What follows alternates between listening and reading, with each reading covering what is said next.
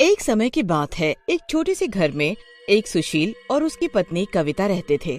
सुशील और कविता का एक चलता फिरता ढाबा था। सुशील की पत्नी कविता बड़ा ही स्वादिष्ट खाना बनाती थी। जो उसके हाथ का खाना खाता था अपनी उंगलियां चाट लेता था। सुशील और कविता दोनों ही बड़े मेहनती थे और मिलजुल कर काम करते और अच्छे खासे पैसे कमा लेते थे। वो रोज सुबह 4 बजे उठ जाते थे और खाना बनाने में लग जाते थे और 8 बजे तक अपना चलता फिरता ढाबा लेकर निकल पड़ते थे। सब कुछ काफी अच्छे से चल रहा था। हमेशा की तरह एक दिन कविता सुबह उठकर अपना काम कर रही थी। सुशील उस दिन देर तक सो रहा था और कविता ने सोचा कि क्यों न वो अकेले ही सारा काम निपटा ले। कविता काम में लगी हुई थी कि एकदम से सिलेंडर खत्म हो गया। ओहो, ये सिलेंडर को भी अभी खत्म होना था। एक काम करती हूँ, इसे मैं खुद ही लगा लेती हूँ। कविता को सिलेंडर लगाने आता ही नहीं था, फिर भी वो खुद से सिलेंडर लगाने लगी। उसने ठीक से सिलेंडर का पाइप नहीं लगाया, जिसकी वजह से रसोई में एक जोरदार धमाका हुआ। धमाके की आवाज सुनकर सुशील दौड़ता हुआ आया। अंदर रसोई में उसकी पत्नी कविता जोर जोर से चिल्ला रही थी। मैं जल गई, मैं जल गई, मुझे बचाओ, मुझे बचाओ। हे भगवान, ये क्या हो गया? सुशील जल्दी से पानी लेकर आया और कविता को बचाने की खूब कोशिश की, पर कविता बच नहीं पाई। सुशील की आंखों के सामने वो तड़प तड़प कर मर गई। सुशील बुरी तरह रोने लगा। सुशील के मरने के बाद मानो घर की रौनक ही चली गई थी। कुछ दिन तो सुशील के बड़े ही मुश्किलों से गुजरे। फिर सुशील ने सोचा कि वापस से अपना ढाबा लगाना शुरू कर दे। अकेले ये सब करना वैसे तो बड़ा मुश्किल था, पर उसके पास कोई चारा भी नहीं था। काश तुम होती कविता। हर वक्त हर काम में तुम्हारी कमी महसूस होती है। मैं कितनी भी कोशिश कर लूं, पर तुम जैसा खाना शायद कभी ना बना पाऊं। सुशील कविता को याद करते हुए अकेले रसोई में खाना बनाना शुरू कर देता है। जैसे तैसे बड़ी मेहनत से वो सब कुछ बनाकर तैयार कर लेता है। सब सामान लगाकर सुशील घर से निकल पड़ता है। उस दिन काफी घने बादल हो रखे थे, इसीलिए वो साथ में एक बड़ा सा छाता भी ले लेता है। आज का मौसम कुछ ठीक नहीं है, पर अब जब ये सामान बना ही लिया है तो बेचना भी पड़ेगा। वैसे ही इतने दिनों से एक पैसा घर में नहीं आया। सुशील रास्ते में ही होता है कि अचानक बारिश आना शुरू हो जाता है। सुशील जल्दी से छाता खोलता है और एक पेड़ के नीचे अपना चलता फिरता ढाबा खड़ा करके खुद भी खड़ा हो जाता है। सुशील अपनी किस्मत को कोस ही रहा था कि सामने से तेज पानी आता है। सुशील का ढाबा पानी में तैरने लगता है। सुशील खुद को बचाने के लिए पेड़ को पकड़ लेता है। वहाँ से एक आदमी तैरता हुआ जा रहा होता है और जोर जोर से सबको बता रहा होता है कि बांध टूटने की वजह से गांव में बाढ़ आ गई है। पल भर में लोगों के घर बह जाते हैं। सब लोग अपने अपने घर की छत पर चढ़ जाते हैं। सारा गांव बर्बाद हो जाता है। सुशील भी अपनी जान बचाने के लिए उस पेड़ के ऊपर चढ़ जाता है। सारे गांव में अफरा तफरी मच जाती है। ये पल भर में ही क्या से क्या हो गया। पूरा हंसता खेलता गांव एक सेकंड में उजड़ गया। अब क्या होगा सबका? सारा सामान, सब कुछ बर्बाद हो गया। सुशील लोगों का सामान अपनी आंखों के सामने बहता देख रहा होता है और लोग मदद के लिए चिल्ला रहे होते हैं। जो लोग जहाँ होते हैं वहीं रहते हैं, ताकि कहीं पानी के बहाव की वजह से वो बह न जाए। पूरा दिन लोगों का ऐसे ही एक जगह बैठे बैठे निकल जाता है। लोगों का खाने का सब सामान भी पानी में बह चुका होता है।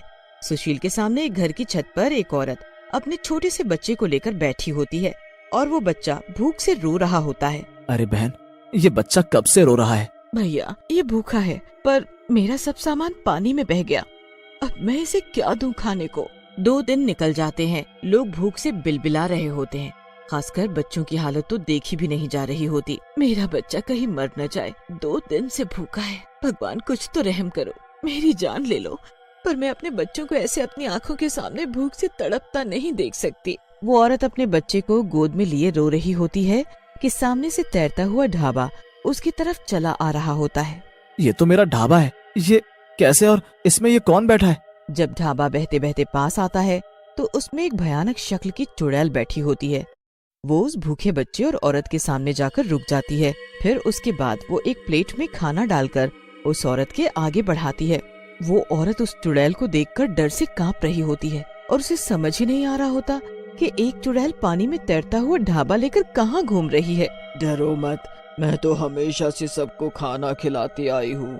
ये मेरा ढाबा है, मेरे पास सब कुछ है, पेट भर कर खाओ। इतना कहकर चुड़ैल फिर बाकी लोगों के पास जाती है और उनको भी खाना खिलाती है और वहाँ से चली जाती है। ये तो मेरा ढाबा था, ये चुड़ैल पानी में मेरा ढाबा लेकर, ये कौन है? ये मेरा ढाबा लेकर क्यों मुझे कुछ समझ में नहीं आ रहा। चुड़ैल पूरे गांव में अपने तैरते हुए ढाबे से सबको खाना खिलाती रहती है। 2 दिन बाद पूरा गांव चैन से पेट भरकर सोता है। मैं किसी को भूखा नहीं मरने दूंगी। मैं अपना फर्ज मरने के बाद भी निभाऊंगी। पूरी रात वो चुड़ैल अपना तैरता ढाबा लेकर पूरे गांव में भूखे लोगों को ढूंढती रहती है। जहाँ भी उसे कोई भूखा इंसान मिलता है वो अपने ढाबे से उसे खाना खिला देती है। आखिर में उसे एक मंदिर दिखता है जिसकी चोटी पर एक पंडित जी बैठे होते हैं। चुड़ैल डर की वजह से उन पंडित के पास नहीं जाती, पर तभी पंडित जी उसे बोलते हैं, कौन है तू? मरने के बाद भी लोगों को मदद कर रही है। आखिर तू एक चुड़ैल है तो फिर इतनी भलाई किस लिए? मेरा काम मरने से पहले भी लोगों को खाना खिलाना था। तब भी मैं किसी भूखे इंसान को देखती जिसके पास पैसे नहीं होते थे तो हमेशा उसको मैं फ्री में खाना खिलाती थी। सब अच्छा चल रहा था, पर एक दिन खाना बनाते बनाते ही मेरी मौत हो गई। जो खाना मैंने बनाया वो कभी लोगों तक नहीं पहुंचा। आज मुझे मरे हुए 1 महीना हो गया है। ऐसी मौत के बाद मेरी आत्मा तो वैसे ही यहाँ से वहाँ भटक रही थी। जब मैंने देखा कि मेरे गांव में इतनी बड़ी मुसीबत आ गई है और लोगों के पास खाने को कुछ भी नहीं है तो मुझसे रहा नहीं गया। फिर मैंने अपने पति का ढाबा देखा जो पानी में तैर रहा था। शायद भगवान यही चाहते थे कि मैं लोगों की मदद करूं। बस मैंने वही किया। मैंने गांव के भूखे लोगों को खाना खिलाना शुरू किया और बस मेरी आत्मा को कहीं न कहीं सुकून मिल रहा है। तो क्या तुम नहीं चाहती कि तुमको मुक्ति भी मिले? नहीं पंडित जी, मेरी मुक्ति से अगर ये लोग भूखे रह गए तो मुझे नहीं चाहिए ऐसी मुक्ति। मैंने आज तक बहुत चुड़ैलों और भूतों के बारे में सुना, कितनों को मैंने मुक्ति भी दिलाई, पर आज जो मैं देख रहा हूँ वो मैंने पहले ना कभी देखा और ना सुना। समझ नहीं आ रहा कि भगवान से गलती हो गई या वो उन्होंने तुझे चुना लोगों की मदद के लिए। चुड़ैल पंडित जी को उसके बाद एक प्लेट खाना देकर वहाँ से चली जाती है।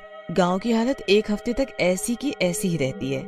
1 हफ्ते वो चुड़ैल लोगों को अपने तैरते ढाबे से खाना खिलाकर उनका पेट भर रही होती है। हैरत की बात तो ये होती है कि उसके ढाबे का खाना खत्म ही नहीं हो रहा था। वो जितना भी लोगों को खाना खिला देती फिर भी सारे डब्बे खाने से भरे ही रहते थे। अब बस पूरे गांव में लोग उस चुड़ैल के तैरते हुए ढाबे पर ही निर्भर थे। उसके अलावा उनके पास खाने का कोई सामान नहीं था। इतने दिन वो चुड़ैल सबका ध्यान रखती है और फिर धीरे धीरे गांव से सारा पानी सूख जाता है। सब लोग सुरक्षित बच जाते हैं। सुशील पेड़ से उतरता और उसे सामने वही ढाबा दिखता है, पर वहाँ आसपास कोई चुड़ैल नहीं होती। पूरा गांव उस चुड़ैल को ढूंढता है, पर वो चुड़ैल किसी को कहीं नहीं दिखती।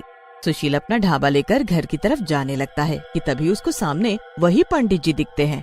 अरे ये ढाबा तो उस चुड़ैल का था। हाँ पंडित जी, पर जाने वो अचानक कहाँ गायब हो गई। उसे मुक्ति मिल गई बेटा, इसलिए वो चली गई। उसकी आत्मा भूखे लोगों को ऐसे तड़पता हुआ देखकर भटक रही थी। उसने मुझे बताया था कि खाना बनाते हुए उसकी मौत हो गई थी और वो खाना कभी लोगों तक नहीं पहुंच पाया। क्या उसने ऐसा बताया आपको? हाँ, पर तुम क्यों चौंक रहे हो? क्योंकि मैं पहचान ही नहीं पाया कि वो मेरी पत्नी कविता थी। वो रोज मुझे खाना देकर जाती रही और मैं उसे पहचान न सका। अब तू दुखी मत हो, तुझे खुश होना चाहिए कि तेरी बीवी ने मरने के बाद भी लोगों की कितनी मदद की और अब उसकी आत्मा को मुक्ति मिल गई है। हाँ पंडित जी। सुशील अपनी पत्नी कविता के बारे में सोचते सोचते घर चला जाता है और बस अगले दिन से अपना ढाबा लगाना शुरू कर देता है।